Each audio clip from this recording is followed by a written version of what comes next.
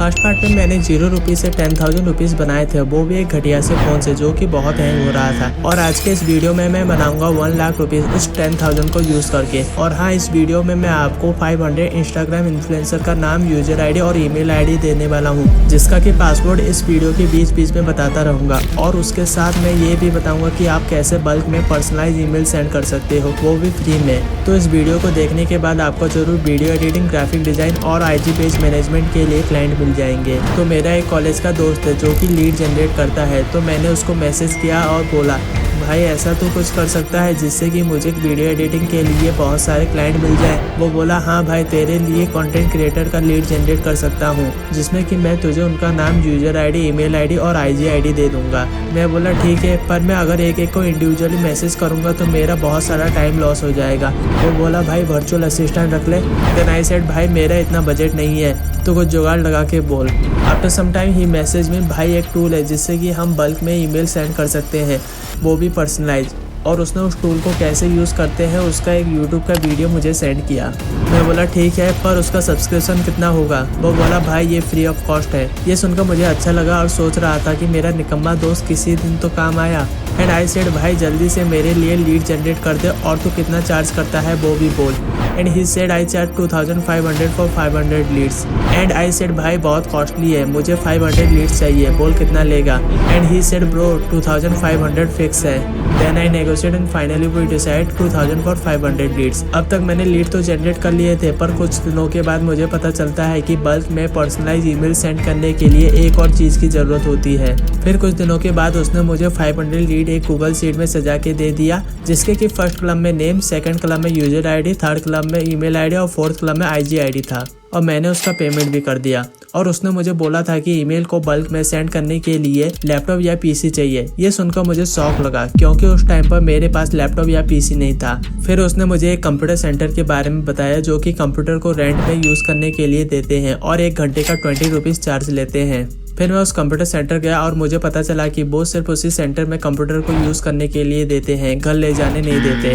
फिर मैंने उस शॉप के ओनर से बात की और मुझे पता चला कि वो एक लैपटॉप को बेचने वाले हैं। फिर मैंने सोचा कि चलो इसको खरीद लेता हूँ, लेकिन उन्होंने मुझे इसका प्राइस 20,000 बोला। ये सुनकर मुझे फिर से शौक लगा और उदास हो गया, क्योंकि ये प्राइस मेरे बजट से बाहर था। फिर मुझे एक आइडिया आया, क्यों ना मैं इस लैपटॉप को 30 डेज के लिए रेंट पे ले लूँ।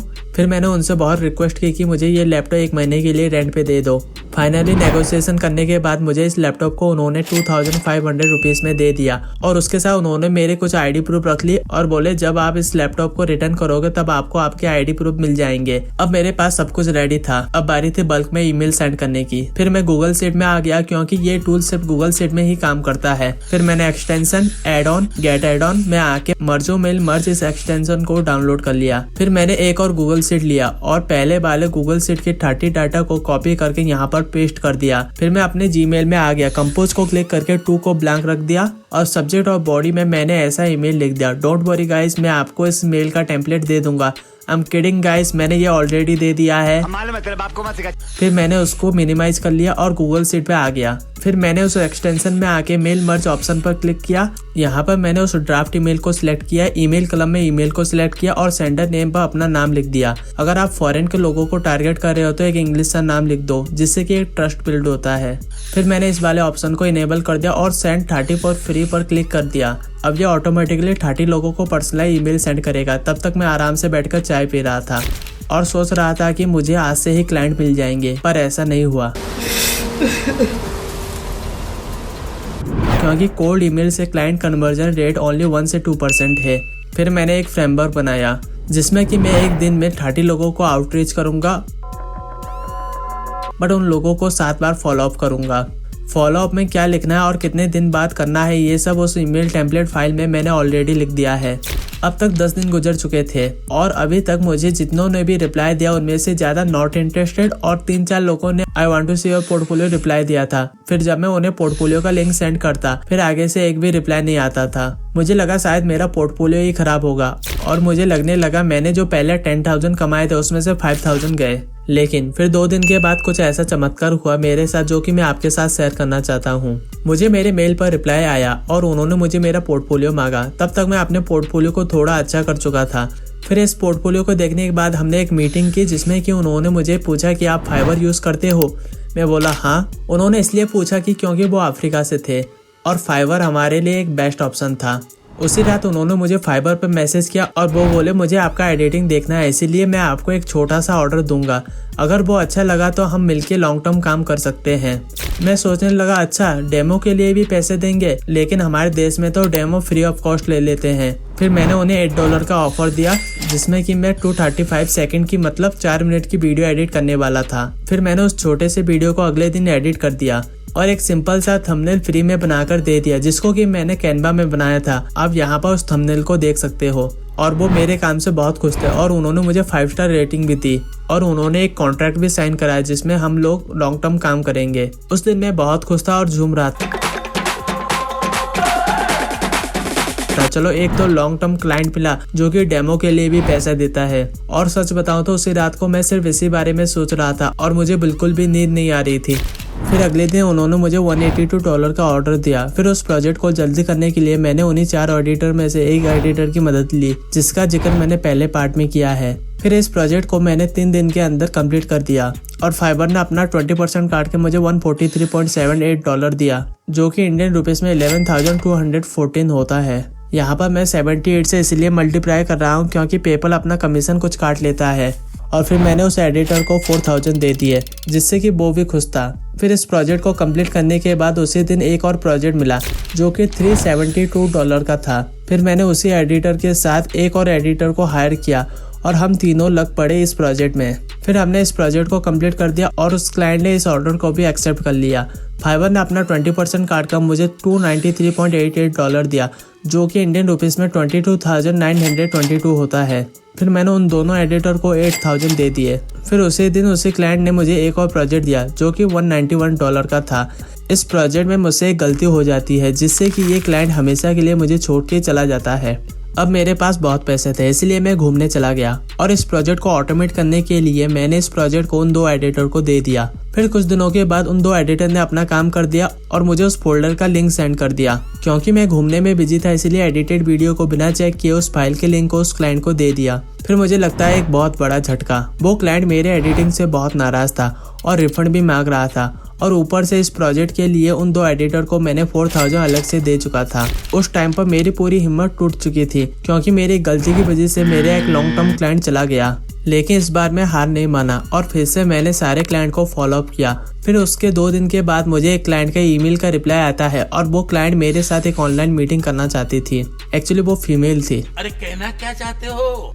फिर मैंने उनको ऑनलाइन मीटिंग का टाइम शेड्यूल करने के लिए बोला एंड फाइनली हम ऑनलाइन मीटिंग में मिले। उन्हें मेरा पोर्टफोलियो और एक्सपीरियंस बहुत अच्छा लगा इसलिए वो वीडियो एडिटिंग के साथ साथ थंबनेल डिजाइन और सोशल मीडिया मैनेजमेंट कर पाओगे क्या पूछा। एक्चुअली वो एक कंपनी में एम्प्लॉय है और उनके पास इन सब कामों के लिए इतना टाइम नहीं होता। मैं बोला ठीक है मैं कर दूंगा लेकिन 50,000 चार्ज करूंगा जिसमें कि मैं उन्हें 6 लॉन्ग वीडियो प्लस उनका थंबनेल 15 शॉर्ट्स वीडियो और आपकी यूट्यूब और IG को मैनेज करूंगा। फिर उन्होंने मेरे साथ बहुत नेगोशिएशन की। फाइनली 40,000 में हम दोनों राजी हो गए और उन्होंने कहा कि आपका व्हाट्सएप नंबर मुझे ईमेल कर दो। मीटिंग खत्म होने के बाद मैंने अपना व्हाट्सएप नंबर सेंड कर दिया। फिर उन्होंने कुछ दिनों के बाद अपनी एक वीडियो एडिट करने के लिए दी और 2,000 एडवांस में भी दिए। फिर मैंने उस वीडियो और थंबनेल को एडिट करके सेंड कर दिया। वो मेरे एडिटिंग से इतने खुश नहीं थे और उन्होंने एक और रिवीजन मांगा। फिर मैंने उस वीडियो का रिवीजन करके सेंड कर दिया। तब जाकर उन्हें एडिटिंग अच्छा लगा और हमने एक कॉन्ट्रैक्ट साइन किया जिसमें कि वो हर 15 दिन में मुझे 20,000 देंगे। फिर 15 दिन तक मैंने इस क्लाइंट के लिए वीडियो एडिट, थंबनेल डिज़ाइन और उसका सोशल मीडिया मैनेज किया। फिर उन्होंने मुझे 18,000 दे दिए क्योंकि 2,000 ऑलरेडी दे चुके थे। मैं इस क्लाइंट के साथ काम कर रहा था पर मुझे इतना मज़ा नहीं आ रहा था और पेमेंट भी कम था। फिर मुझे उस अफ्रीका वाले क्लाइंट की याद आई और मैंने डिसाइड किया कि उसको एक एपोलॉजी मैसेज लिखने के लिए। मैसेज देखकर उन्हें लगा कि चलो एक और चांस दे देता हूँ। फिर उन्होंने कुछ दिनों के बाद मुझे $354 का ऑर्डर दिया और सच बोलूँ तो मैं बहुत खुश था। जब मुझे ऑर्डर मिला तब मैं उनके वीडियो को एडिट करने के लिए अपना ज़्यादा टाइम दे देता था और उस व्हाट्सएप वाले क्लाइंट की वीडियो और थंबनेल डिजाइन करने के लिए इतना टाइम नहीं रहता था। ये सब बात मैंने एक मेरे दोस्त को बताई जो कि एक अच्छा खासा बिजनेस रन कर रहा था। उसने मुझे एक सजेशन दिया कि 3 से 4 एडिटर को हायर कर लो और आप सिर्फ क्लाइंट लाना और उन एडिटरों का एडिटिंग चेक करना, जिससे कि आपके पास बहुत सारा टाइम अवेलेबल होगा। और मैंने यही किया। फर्स्ट पार्ट में मैंने जो चारों एडिटर के बारे में बोला था उन चारों को मैंने फिर से हायर किया। हाँ, मुझे पता है कि उनमें से 2 की वजह से मेरा फाइवर वाला क्लाइंट नाराज था, लेकिन उसमें उन दोनों की गलती नहीं थी, मेरी भी गलती थी। अगर मैं इस प्रोसेस को फुली ऑटोमेट ना करके खुद से कुछ कर लेता, मतलब फाइनल डिलीवरी देने से पहले वीडियो को खुद चेक कर लेता, तो शायद वो क्लाइंट कभी नाराज नहीं होता। और वैसे भी उन दोनों ने मुझे बहुत बार सॉरी भी बोला था और कहा था कि हम स्टूडेंट हैं, हम अपना खर्चा खुद निकालते हैं, अगर आपने हमें माफ़ कर दिया तो प्लीज़ हमें आगे एडिटिंग के लिए प्रोजेक्ट दो। फिर उन चारों ने मिलकर फाइवर वाले क्लाइंट का प्रोजेक्ट कंप्लीट कर दिया। फिर मैंने उस फाइल को चेक कर दिया और एडिटिंग अच्छा लगा। फिर मैंने उस लिंक को उस क्लाइंट को भेज दिया। फाइवर ने अपना 20% काट कर मुझे $279.66 दिया, जो कि इंडियन रुपीज़ में 21,813 रुपीज़ होता है। फिर मैंने उन चारों एडिटर को 8,000 दे दिया। उसी रात उस फाइवर वाले क्लाइंट ने मुझे एक और प्रोजेक्ट दिया जो कि $180 का था। फिर इस प्रोजेक्ट को उन चारों ने एक ही दिन के अंदर कर दिया और मुझे फाइनल डिलीवरी सेंड किया। मुझे उस फाइल में कुछ कमी लगी और मैंने एक रिवीजन मांगा। फिर उन्होंने 2 दिन लिया और इस प्रोजेक्ट को कंप्लीट कर दिया। फिर फाइवर ने अपना 20% काट कर मुझे $142.20 दिया, जो कि इंडियन रुपीज़ में 11,091 होता है। फिर मैंने उन चारों को 4,000 दे दिया। आपको लग रहा होगा कि ये बहुत आसान है, पर ऐसा नहीं था। आगे जाके मुझे एक क्लाइंट से वार्निंग भी मिलती है। फिर कुछ दिनों के बाद फाइवर वाले क्लाइंट ने मुझे एक और प्रोजेक्ट दिया जो कि $206 का था। फिर मैंने इस प्रोजेक्ट को उन चारों को दे दिया, लेकिन उसी टाइम पर व्हाट्सएप वाले क्लाइंट ने मुझे एक वार्निंग दी, आप मेरा वर्क करने में बहुत डिले कर रहे हो। तभी मैंने इन चारों से बात की और बोला कि मुझे एक ऐसा एडिटर चाहिए जो कि थंबनेल डिजाइन और सोशल मीडिया मैनेज भी कर सके। फिर उन चारों में से एक ने मुझे एक रेफरल दिया। फिर मैंने उस रेफरल वाले एडिटर को मेरे व्हाट्सएप वाले क्लाइंट का सारा काम दे दिया। एक्चुअली उस क्लाइंट का आधा काम मैं कर चुका था, इस मंथ का बाकी का काम बाकी था, जो कि मैंने उसको दे दिया और बोला कि मैं आपको 6,000 दूंगा, क्या आप करोगे? वो बोला ये प्राइस पॉइंट मेरे लिए ठीक है। फाइवर वाले क्लाइंट का प्रोजेक्ट कंप्लीट हो चुका था और मैंने उसको सेंड कर दिया। फाइवर ने अपना 20% काट कर मुझे $162.74 दिया, जो कि इंडियन रुपीज़ में 12,693 होता है। फिर इसमें से मैंने उन चारों को 4,000 दे दिया। फिर इस फाइवर वाले क्लाइंट ने मुझे एक बहुत बड़ा प्रोजेक्ट दिया जो कि $426 का था, जिसको कि मैंने फिर से इन चारों को रीडायरेक्ट कर दिया। तभी उस व्हाट्सएप वाले क्लाइंट का 15 दिन कंप्लीट हो चुका था और उसने मुझे एग्रीमेंट के हिसाब से 20,000 सेंड कर दिया और मैंने उसमें से 6,000 उस रेफरल वाले एडिटर को सेंड कर दिया। फिर 3-4 दिन के बाद फाइवर वाले क्लाइंट का भी प्रोजेक्ट कंप्लीट हो चुका था और उसने मुझे हर बार की तरह 5 स्टार रेटिंग भी दी।